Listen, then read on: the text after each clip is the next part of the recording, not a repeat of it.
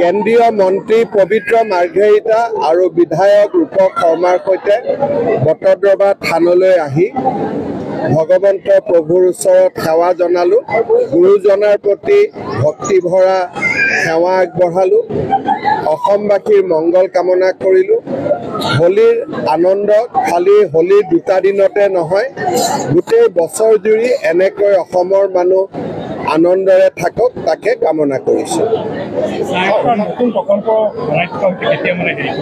অক্টোবৰ মাহত প্ৰকল্পটো সম্পূৰ্ণ হ'ব। অক্টোবৰ মাহত উদ্বোধনো হ'ব, সম্পূৰ্ণ হ'ব। এতিয়া এই বিষয়টো লৈ পেলাই বৰ্তমানলৈকে আমি বহুত বেছি আগবাঢ়িব পৰা নাই। ছাৰ, হোলীৰ পবিত্ৰ দিনত আহিছে আৰু আপুনি বটদ্ৰৱা থানক নতুন ৰূপ দিছে। এই নগাঁওখনক নতুন ৰূপ দিবলৈ কিবা পৰিকল্পনা আছে নেকি? নগাঁৱত আমি কেবিনেটৰ মিটিং কৰিম, তেতিয়া কিছু কাম হ'ব। ঠিক আছে, হৈ থাকিম চবত।